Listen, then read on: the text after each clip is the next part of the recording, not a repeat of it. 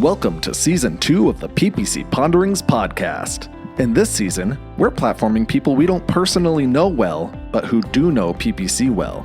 Kirk is a big fan of making new friends, so look at these episodes as friendly chats between two new friends learning about PPC together.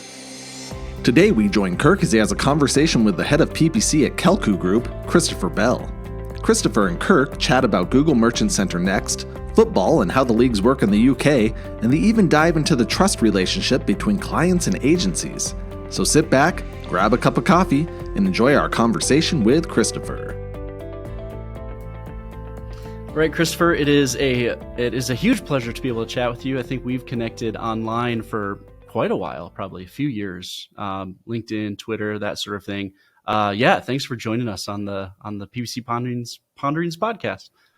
Yeah, thanks for having me. I think we've kind of gone back and forth a few times over various things around MC frustrations and new products and other kind of anecdotal things. Yeah, there's a growing number of people who know like Google Merchant Center well, but overall, I'd say those of us who really go into like the ultra specifics of, this aspect of the sales price effective date attribute really annoys me, right? There's probably not a ton of us online complaining about that. So it's always nice when, some of us super Merchant Center geeks can complain together. So yeah, I think we've got a list of things that we would like the MC to be, and it's getting there. Also, like separately, I've seen the new version, and it's not quite fully functional yet, and it's missing a lot of things. So I'm hoping that new version isn't massively indicative of the way forward, because it's missing like so many crucial things, like feed rules kind of being one of them. So I'm hoping that really gets beefed up before it gets put live. I was going to ask you about that. Yeah, that's Google Merchant Center Next, right? Next, yeah. I've seen probably around 4 or 5 accounts, and I try to stay in it and use it and not revert back. But it's definitely missing feed rules when I checked recently, and just other basic things, while still missing things that weren't there before. Like I think a change history report in the MC will be very, very handy. We've got one in the ads account, which is very detailed. We're missing one in the MC.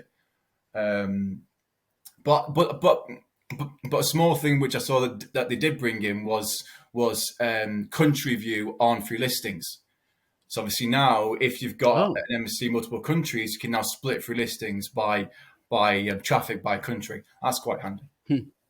That is very cool. I haven't even seen into Google Merchant Center Next yet, the UI. So we'll see what it looks like. I've heard the same thing, and I think I have heard from Google that is the ultimate plan, right? The ultimate plan is eventually like Google Merchant Center Next is eventually taking over the UI. I don't think they're going to run them together someday. Is that correct? Is that what you've heard as well? Yeah, I think the long-term plan with feeds is that feeds will probably be automated, or Google will automate it based on your site. So they automate a basic feed based on the site, and then you have the option to go in there and modify it and optimize it. Like fill in missing attributes and strengthen certain things. So obviously, I think feeds are crucial, and feeds will continue to be crucial despite PMax and what's next. But I think Google will offer automated feeds for MCs, because that can be very beneficial for smaller retailers who just can't make a feed.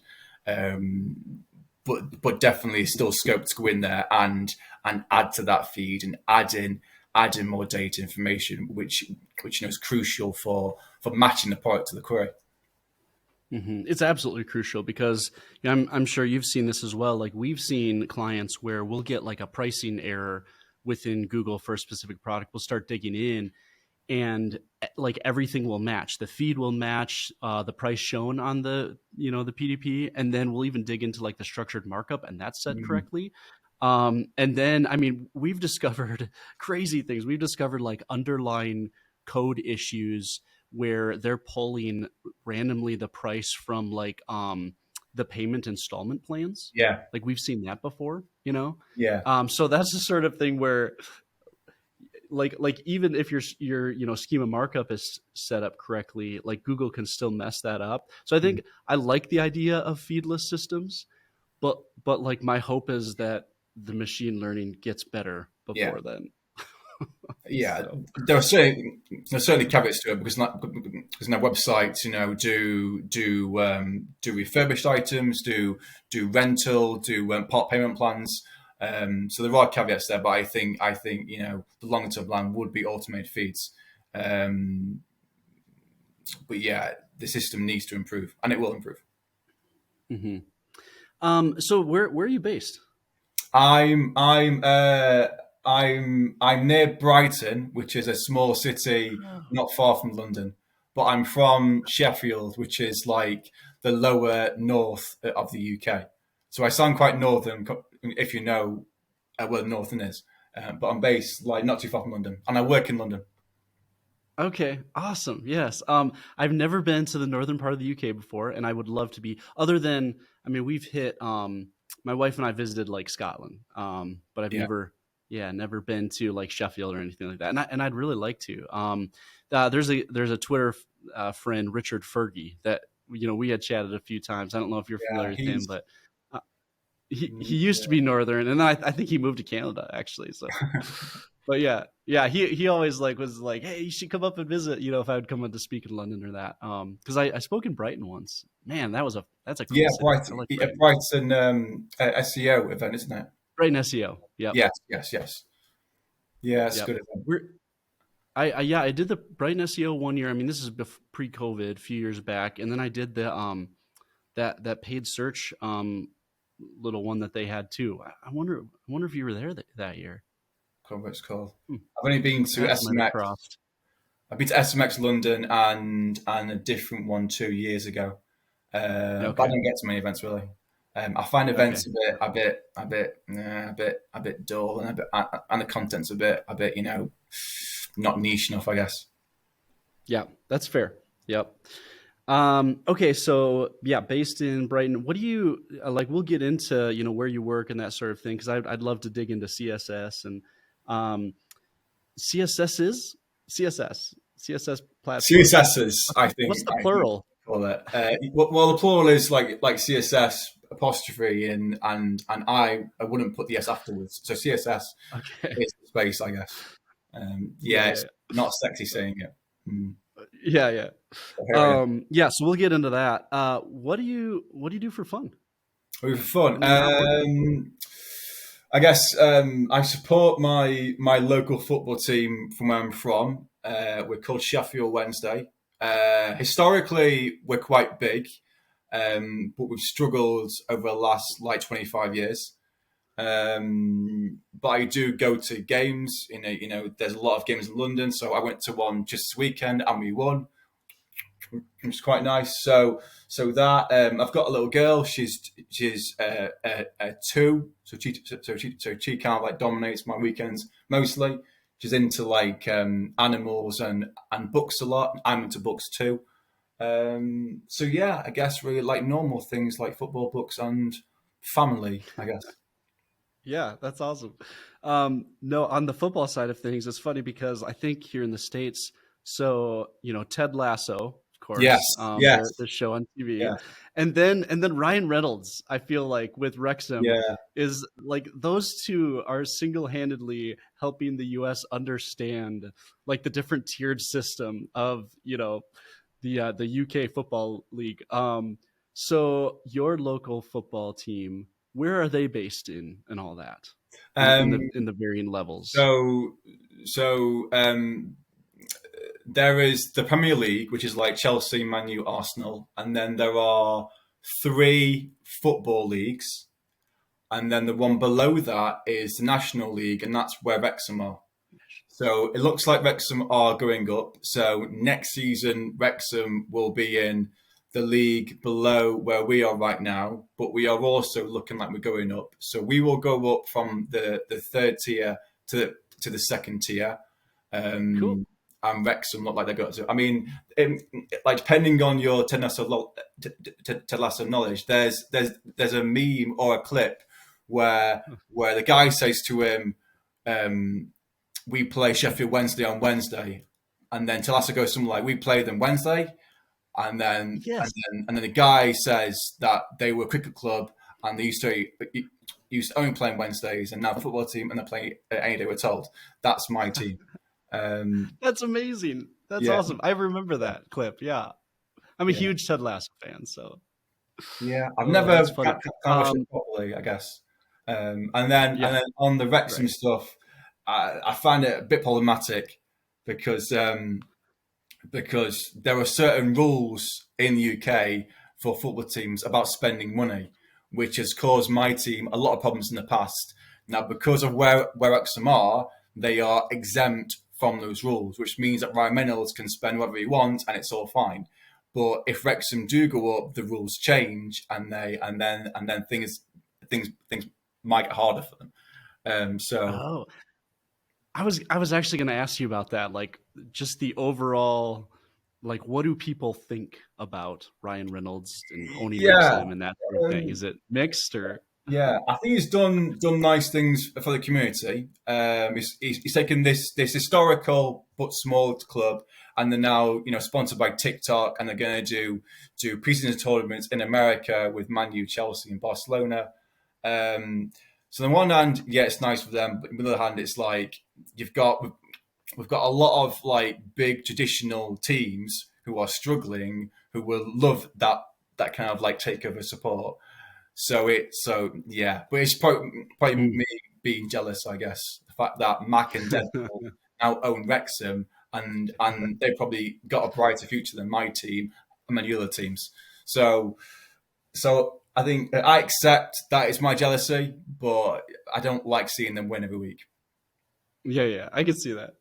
I imagine there's some level of, it's not like you just want a bunch of like wealthy people to come in and totally change all these local teams and stuff like that too. I Yeah, imagine that kind of just changes things, changes the yeah. I mean, dynamic, and it's probably kind of nice. And also, it's like, yeah. yeah.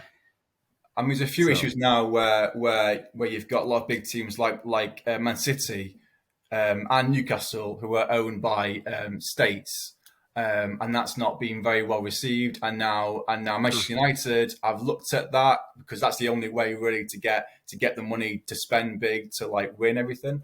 Um, and it's had problems in terms of rules around who can own football clubs. ah, But the first instance you let one team do it, you can't then stop someone else from doing it. So yeah, it's quite complicated, and I think we're approaching a time though where football, which is the biggest sport in the UK, is becoming a closed shop and almost mhm. anti-competitive, where teams that go to Premier League find it very hard to stay there, and it's always the same teams kind of like winning all the time. But it's just the way it's going, I guess.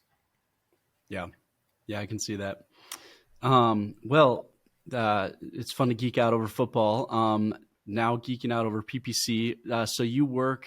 What's the name of your business that you work at? Yeah, we're called Kelkoo. Okay, and is that primarily a CSS provider, or are you an agency where you have CSS services, or maybe explain that a little bit? Yeah, so primarily we are CSS, which stands for Comparison Shopping Service, and that is our core. But then we have this internal team which I sit in, where we act as an agency for our retailers. And we've got retailers all over Europe. For example, in the UK, we work with John Lewis, who are, I guess, almost like the Macy's of the UK, with stores everywhere. We also work with Groupon, who are in the States, and we've got a massive beauty brand called Beauty Bay, who I guess might be like Sephora. So they're just a few of our kind of partners. And yeah, we work for them. We are the CSS, but we support them as an agency.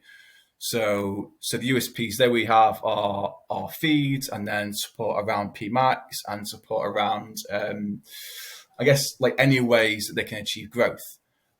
We try to put a big onus on trust. And I think the way we achieve that is through asking the right questions, asking relevant questions, being transparent, and then just, trying to build a relationship, which we take very seriously. And unfortunately now we're in a position where we've got a good number of long-term clients who've been with us for now 4 or 5 years. And we're just kind of quite fortunate to be in that situation, really. But yeah, trust is a big deal for us. I think my background is that previously to Kelkoo, I worked in-house for some quite big retailers. I worked for Ireland, who are a big fashion brand, Shoe, again, big fashion brand, and Not on the High Street, a big gifting brand. And I think from moving from in-house to an agency, I've tried to I guess, transition how I worked back then and bring it here.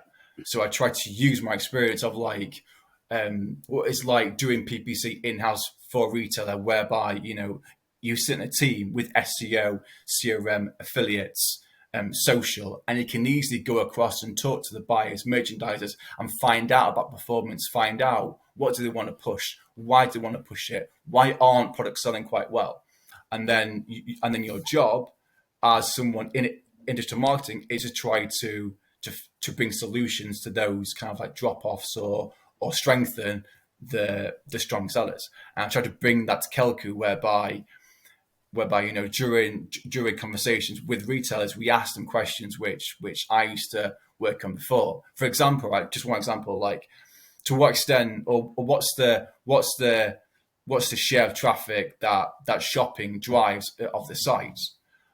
How does the shopping top 10 products compare to the overall website kind of top sellers? And are there gaps or surprises? You might find that there are products that are doing well on the site that are just being missed, either through the campaign structure, or they're just not getting the push.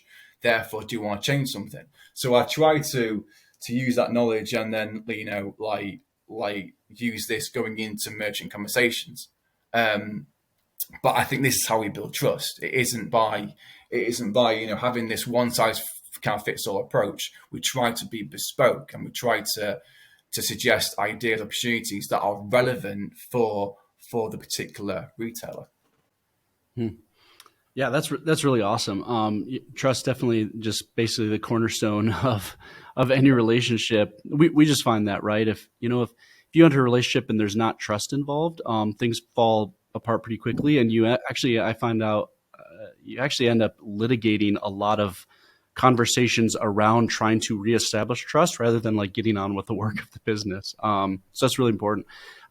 So in terms of CSS, a lot of our listeners are most likely in the US, might be unfamiliar with the concept of CSS.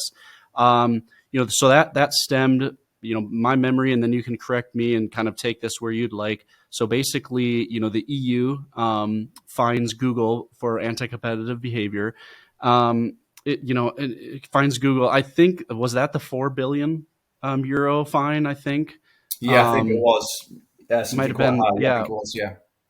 Which to me, that just sounds like, I'm like, that's life ending, right? Like life changing. Like that's a life changing amount of money, like business ending.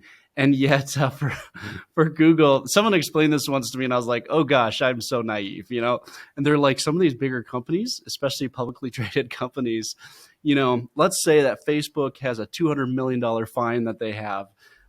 They know that lawsuit, even if they lose and they pay $200 million, right? That lawsuit spans whatever, 5, 7, 10 years. And in the span of that time, the amount of money that they'll make with their stock increases so significantly overshadows whatever that fine was that it's a rounding error. You know what I mean? So it is what it is. But part of what changed for Google when they were sued was they needed to basically create these they need to allow these third-party systems to be able to serve for retailers in shopping ads as well. So Google Shopping itself, which in the US, it's only Google Shopping. Google Shopping became one of those comparison shopping services. Yeah. And then other the other CSS, like third party, not related to Google, could come up. So maybe talk through a little bit of like, what does that look like in the auction, but also can you talk through even about like the discount involved? And I'm even curious to hear from you, like, do you still see that discount? I think it's like a 20% discount, something like that, in the auctions. Do you like still see that coming into play? Do you suspect any hanky panky with Google? I just saw someone talking about that recently online, where they're kind of like, does this even come into effect anymore, or is Google kind of playing loose again with the auctions and preferring their results? Yeah, maybe just talk through like what you've seen happen with CSS, how they serve. Maybe give us the rundown on that. Yeah, I mean, it is a fascinating space, and I think I'm just so used to it now. So, yes, you're right. To access shopping ads anywhere in Europe, including a UK and Switzerland, you access via CSS, and that can be someone like us, or Google can also as a CSS. One of the benefits of a CSS is that you can activate a bidding advantage. So that again is part of the ruling, whereby with a CSS you can bypass the Google margin. Now the figure can vary and fluctuate, and I think what we see right now is that when accounts switch to us, they tend to see an increase in traffic, albeit it does vary. But obviously, you need stability to see that change. What we try to do is that we let the bidding advantage take effect, but we also come in with things like feed optimization and kind of other tips. And I think the feed stuff is more so a big USP of ours. But then a second consequence of the CSS is that we now have a relationship with Google whereby we get access to a certain tier of support, and that support includes things like insights for Mother's Day, Father's Day, Valentine's Day, summer, Christmas, and also access to betas. So we've had access to a lot of betas around PMax, around negative keywords, and other things too, which we bring to our retailers. So as a consequence of the Google support, we are able to bring this information to our partners, really, and then call out the opportunities. So, for example, like where it's say Mother's Day, we get information telling us when the traffic picks up, what are the rising terms, how are customers shopping, what are the categories growing, and then we look at the feed and we work out how we can make changes in the feed to capitalize on those opportunities. And we've tried to work out which of the attributes which really influence the algorithm, and they're the ones we focus on. What are some of those? Good question. Where do you usually go first? Well, I guess I know to change that. So there's a difference between ones which influence the algorithm and then ones which can be easily changed without severe consequences. For example, right, title, yes, definitely influences. Yeah, obviously. The problem there, I think, is that you can't go ahead and change the title because it's not as easy to change the landing page. So therefore, you can't go in and just put in brand new terms or change the order because you can't change the site that easily. If you could, do something first in the SERP, prove it, and then change the site, great. But that sequence can be quite hard to achieve. Similarly, images again. So I've seen probably mixed results with image testing. Right, I've done it for fashion, where I've changed the image of a man's shoe. I've gone from it being a plain product shot to a shot of a man wearing the shoe with the sock, and I've seen an increased CTR. Great, but then I've changed it on the site, and it's not really led to an uplift. So image testing isn't as conclusive. Where where we've seen the most positive data and where we are confident of the best uplift, probably be product type. That's one where you've got a lot of freedom to do whatever you want. And I've done some pretty uncool things with product type. But the increase has been consistent. So that will be one I think we hit the most for both seasonal changes and BAU. That's the one where I think we've had a lot of success at product type. Also, and I'll toss in there. I'll just toss in there real quick. And someone's listening and they're like, "Sweet, I'm gonna go change all my product types." Just make sure that your current campaigns are not targeting those old product types, as crappy as they may be. Otherwise, if you change all your product types without also changing your campaign targeting, it all breaks down. But yes, labels are crucial. Yeah. I find, it's funny what you said about titles and images is exactly what we found too. And I think there's almost this run that people ask for, experts like you, and they want you like, yeah, go in and like make everything better. Like do your thing, do your hacks, do your tips. And you're like, it's not really that simple. That's why it's called testing, you might have these really good ideas with the titles that, as you said, for whatever reason, maybe don't work that well, or you might even, have not thought that these keywords were actually important. So when you switch things around, even you see maybe a traffic drop, or like the image thing might not change anything, even though you thought it was good. And I actually think it's helpful as people think about feed optimization, that they almost like release opinions of what should happen and really actually treat it like a test. And so get in there and see what happens and see what works and try different things, but know that it's not like you're going to hit a home run every time, and just manage expectations like that. So but I think like based on what we've seen, feed optimization is probably the most efficient way to achieve growth. And being where we are right now in terms of the global or European economy, everyone wants efficiency, everyone wants profit.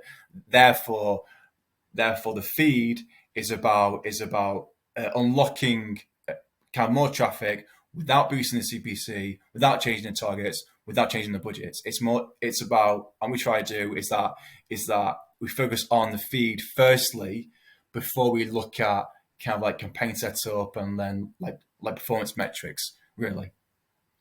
And I think that's partly tied to the trust. It isn't about what can we change straight away and why you should pay more money. We try to focus first on the feed because we think that a lot of value can be unlocked through optimizing some of those attributes. And then GTIN's a massive one, whereby obviously if you're wrong, you're disapproved, so you can take it out and miss it.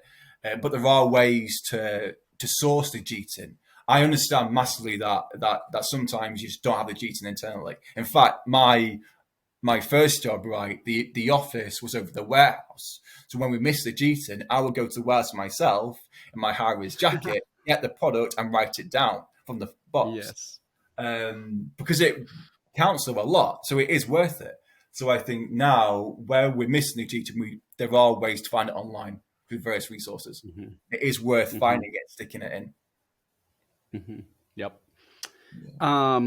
Yeah. And then in very, very rare instances, for those listening, someone might literally not have a GTIN. It might actually be a customized product. And then you can, use the identifier exists value set to false. So,